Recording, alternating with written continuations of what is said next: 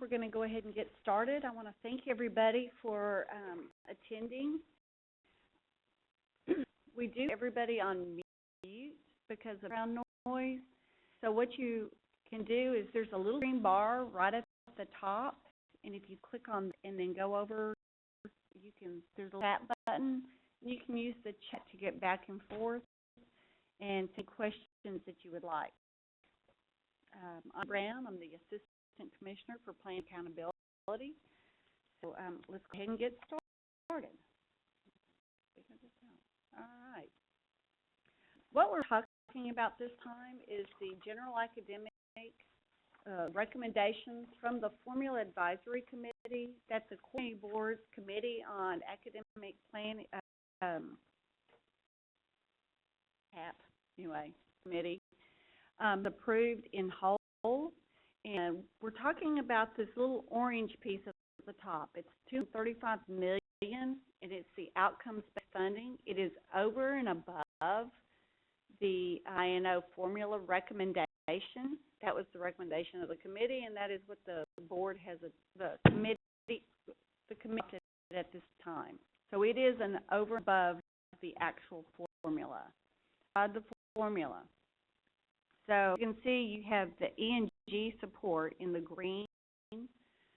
That's 130-something million, 734 million. My eyes are getting old.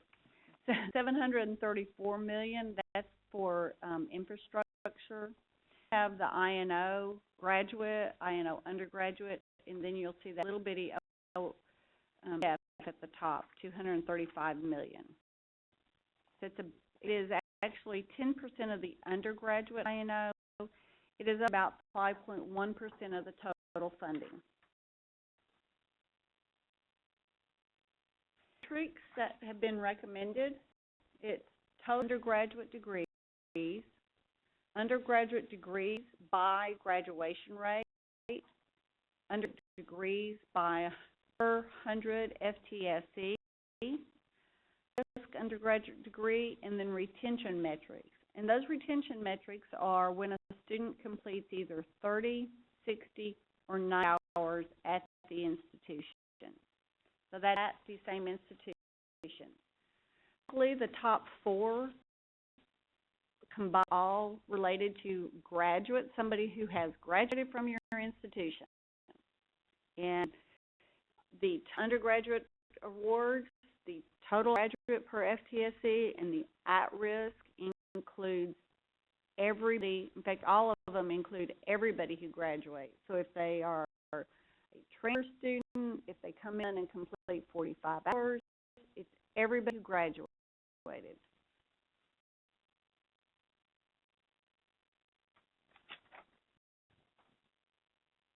Oh, go back.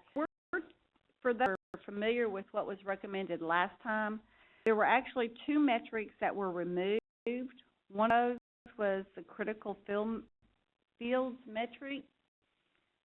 Did a lot of studying, and the critics have changed. Those critical fields were actually selected back in 2000. They've taught. We are actually doing a study with RAND to develop a model for how to look at workforce needs and what would be considered critical and where the state needs the most help. We might be able to add that in later, but this is right now, because of the uncertainty around that, it was recommended that it be removed, and so it was. The other is the cost-weighted degrees metric, and in their discussions on the cost-weighted degrees, because the formula is done, it seemed to be making as much difference, and so the institutions that were really pushing for that one actually kind of decided it was so hard to explain that a good idea to just drop that out.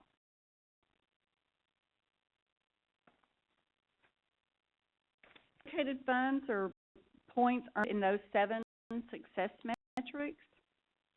They are really on a 3-year average, so it's not going to fluctuate as much if you have a 3-year average. They build so that they could all fit, so you have one that had 100 points and one that had 10,000. You've got to be able to get them all within a certain range together. And then points will be weighted by each institution. So each institution will have a chance to determine how they are weighted. Also, the recommendation also includes a phase-in over 3 biennia, and we'll talk a little bit more about that later.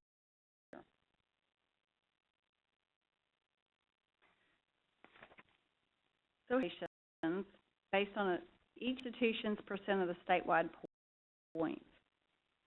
So, if you have 3 institutions and they get a number of points, we only have a total of 100 percentage points, and then we apply that 100 to however much funding. Simply, it will be the amount that we request, but as everybody, it's not always the case. So that would be the 100%, and so each institution will be funded on the percentage of the points that they earn.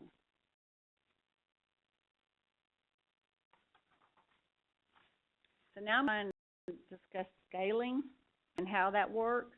And so we will talk about that. Risk degrees as an example, because undergraduate degrees, because there's so many, they are scaled as 1. Graduation rate is by 7 per FTSE 25, at-risk degree 7. So 7 is 39%. It was felt that the at-risk degrees should have a higher rate because they are very, very important to make sure that institutions continue to focus on those students who might need the most help, and filled at a rate of 7. And so actually come out to about 30.5% of the scaled points. About that one is kind of a, if you look attention together, they are scaled at 8 points. It's 1.5 for the 30, 0.5, and 4. So, okay, we have a question. The PowerPoint will be on our website. I wonder if it will be later today, or it may take a day or 2 to get it on there, as will the entire recording. If anybody wants to listen to the whole thing or go through the PowerPoint, the whole thing will be available later today, probably tomorrow or Monday or Friday. I'm on the wrong day. The weight, so each institution will get to select their weights.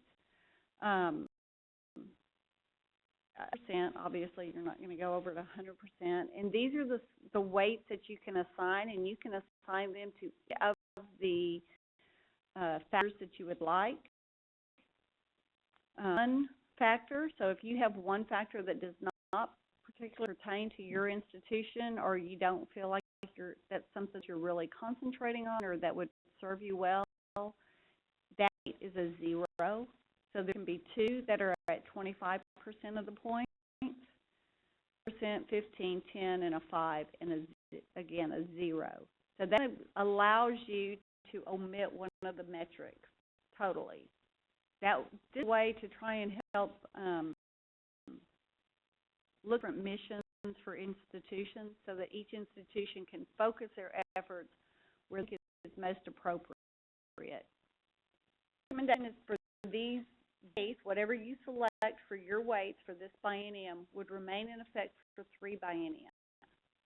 And then you get a chance to say, okay, we've focused on this, we really think we need to focus in another area. Or if your mission, you feel like your mission has changed enough, we will be reviewing it, but we think that putting it in place for 3 biennia gives you 6 years to get things where you want to be and that kind of thing. Working with institutions, we'll send out kind of weights and all the metrics and all the 3-year average for your institution. We'll be sending that out to everybody, and we would like for institutions to assign their weights by October 1, 2014.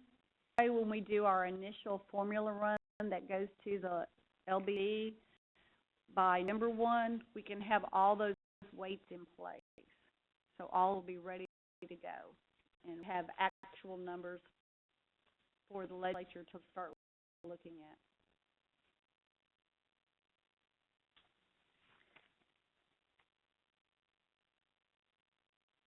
This next, how it works with the weight and scales. So, you know, points, and then so that gives you your 100%, and then you weight them. So in this one, you can tell, like, their per FTSC, you go from 800. So it's 1% of their total funding. So that's the lowest, where there's the fewest number of points. So they're going to weight that one at 0.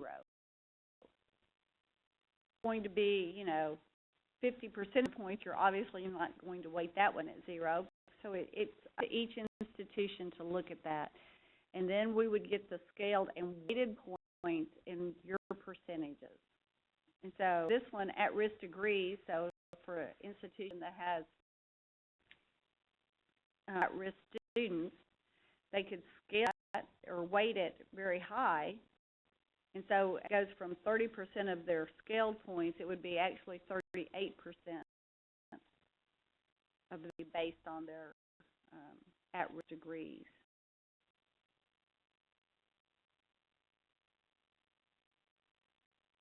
Now we're a bit about how this would be phased in.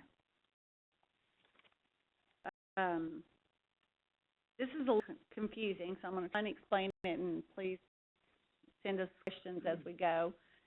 And we have a few people in the audience, so if y'all have questions, just, you know, let us know. We'll be glad to answer your questions too. You don't have to just be on the chat thing. Basically, what it says is that if any institution, as far as the outcomes-based funding, is going to lose 5%,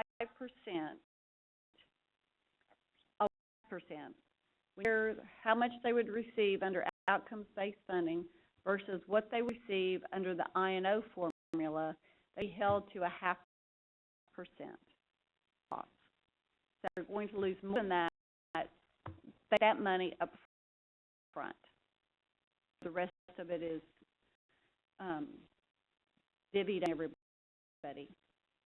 So 0.5% the first year or first biennium. 0.25%. 1% the second biennium, and then 2%. Is free floating. Okay, so it comes in. So this first, nobody would lose, quote unquote, lose, even though everybody's actually gaining because this is over above the formula recommendation. You would lose more than 0.5%.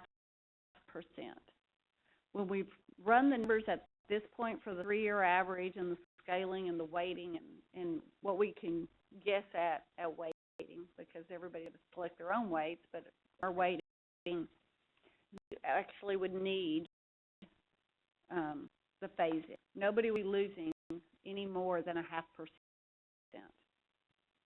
So, but just to let you know, it would be phased in, so nobody's going to lose more than 0.5%.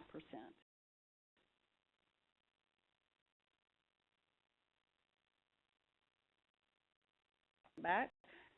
Okay, one, you have institution A that under the I&O would get 5% of the funding. Under outcomes-based funding, this is just an example since we don't have anybody that would actually be doing this. Be getting 2.5%, so it would be down by 2.5%. So instead, there would be a 2% set aside. So that would go straight to institution A. 8% get distributed to everybody based on the number of points. So they are not going to get, you know, anything more than 0.5%.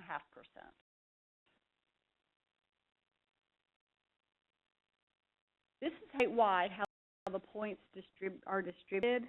You have, it's about a little over 50% that is distributed. About 40% 15% that is distributed based on retention metrics. That's the 30, 60, and 90 hours when students reach those. The other 60% is based on degrees of some sort, either total degrees, by graduation rate per FTSE, or to at-risk students. So very easy to say the brown, that's all based on retention metrics, and all the green is graduation metrics.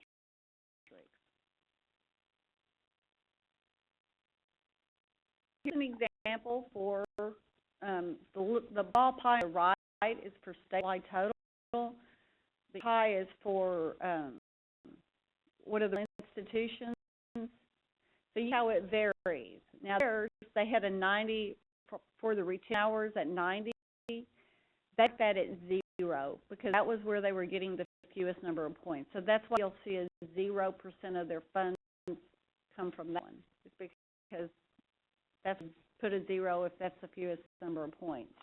They have a lot of at-risk students, so it's actually higher than it is for the statewide.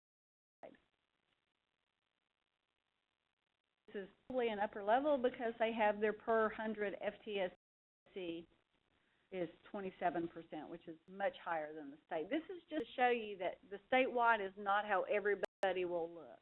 Everybody will have their own kind of how theirs develop. Research institutions, their graduation rate is high, so they have higher. 0 is actually their 100 per FTSE. So now is an institution to select and stay true to their own mission in the thing. So basically, retention at 90, if they have a high graduation rate, you're going to have a lot of students that are not reaching the 90 SEH.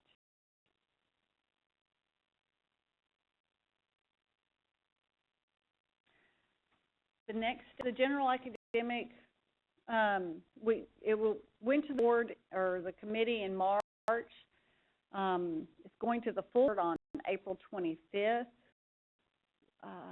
We will be sending out a letter to all the presidents and CFOs asking for you to set your weights. Study, there was a lot of discussion about the at-risk degrees, and at-risk is defined. We use all the information we have currently that matches the federal definition. There's information we don't have that people have asked. We should collect it. We don't want to collect any more information than we already get. And that is first-generation students. We don't have that. So we have a committee. It's been requested that we pull together a committee to look at those at-risk definitions, and we'll be doing that. We submit the initial model in November. We'll update it with the FY12 or FY14 data before it's the final model in March for the legislature. So that is kind of the big picture of how we're going to be going from there. Excuse me, and I can't talk all of a sudden, so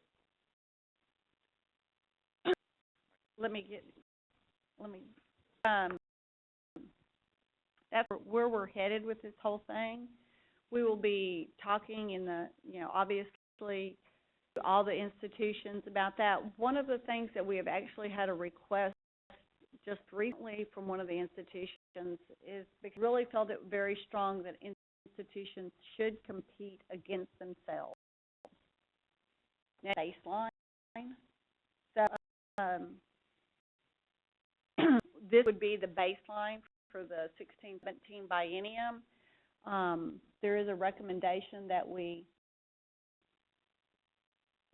add a word to what the board adopts that would say during interim between the 16-17 biennium and the 18-19 biennium, the coordinating board would work with the formula committee and with the institutions to develop a model so that institutions will only compete with themselves.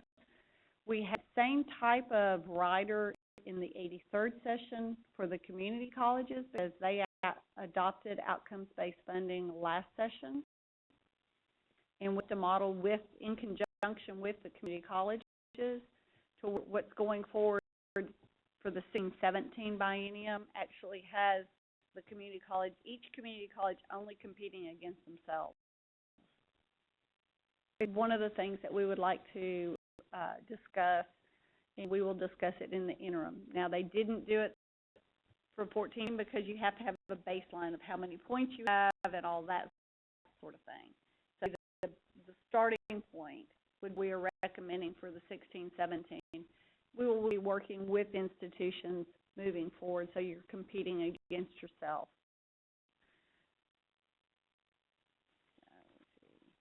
Are there questions? I do have information on each metric, so if y'all would like, we can go through that. I hate to say we only took 20 minutes, so we'll go through how we calculate them, where you can find, and this will be all part of it. I mean, this is total undergraduate degrees, that ability measure number 10. So if you want to have if you have a question about where did we get these numbers, look at the accountability. Most of these will tie back to the accountability measures. I'll let you know. Majors counted as a single degree. We do have some general academic institutions that award Associate of Applied Science degrees. So those are included. Six-year graduation rate, that is accountability measure number 9. It does include those who graduate from the same or other institution, because as a state, I don't care where they graduate. We want to make sure those students graduate, and so it doesn't matter. Same as the degrees, what we will do is take that and multiply it. Upper level institutions, which we do have a few of, have 3-year completion rate. It equates to the 6-year. It's 1.5 times. It's the IPED's definition. So it's not, this should be a big surprise.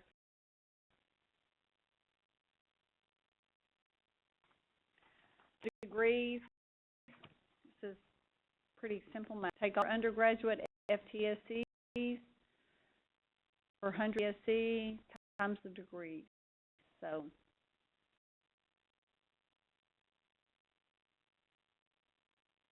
what we worked on very hard this time is to make sure that these how the measures are calculated is very straightforward, and so that y'all can replicate as many of these as possible. Now, there are some of these, the risk metrics that you may or may not have. So, especially if you have a student who has taken information from somebody else and transferred to your institution, that sort of thing, you don't know whether they received a GED versus a high school diploma. You may think they were 12 when they first started calling out for a while and come back to your institution. There's those sort of things. Obviously, Pell low income is a matter, has been for years, or whether they started when they originally started college. Did they start as part-time? That's a lot of discussion about last time, and I will be surprised if this group that is going to be looking at risk does not have a lot of discussion about whether part-time, full-time makes a difference. So,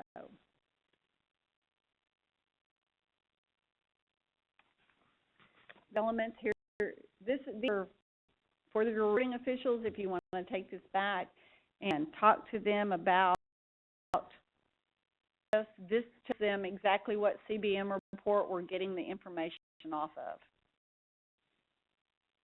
We did Social Security number changes.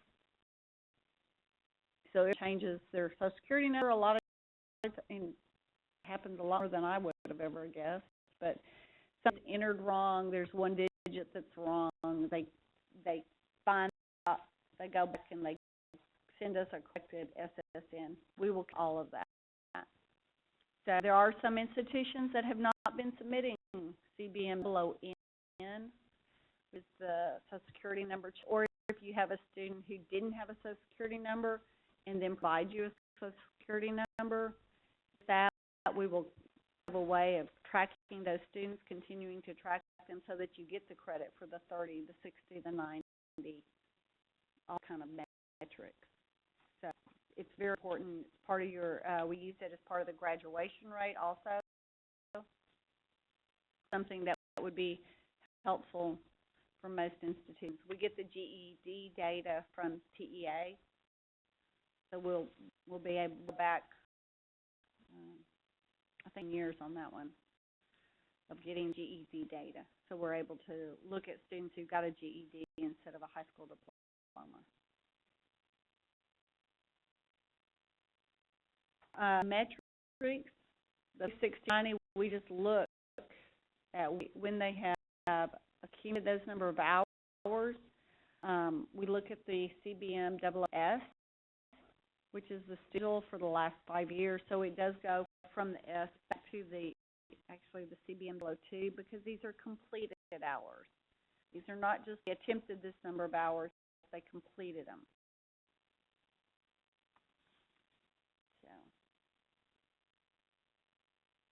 Are all the CBM used to be able to count those credit hours towards a degree, or have to be towards a degree, the number of hours that are successfully completed, A, B, or C.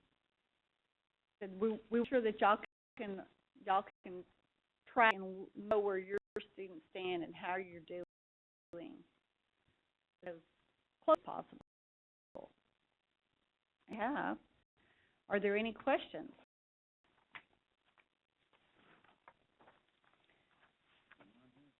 Okay, since we're doing this, is we want to make sure that everybody is on the same page.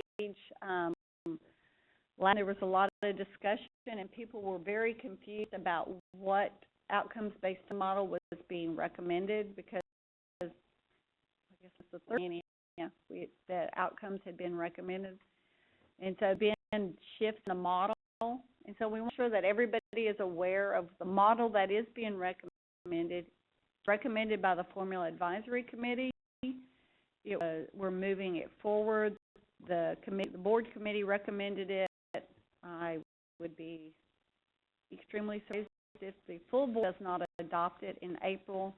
So this is the model that will move forward to the LBB probably June 1.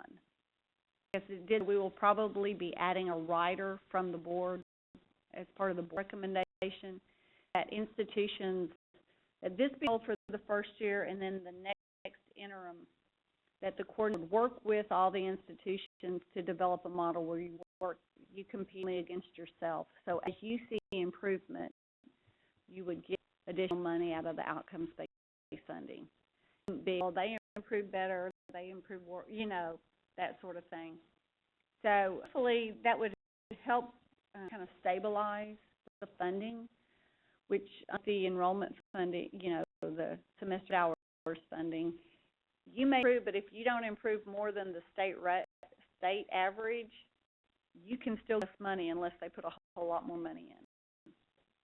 So if to work this out like we've done with the community colleges, then you would get money. If you improve, you would get more money for outcomes-based funding. So, do we have a couple of questions? Okay. So, wanted to know, when will institutions receive this compiled data for us to view and work on our recommendation?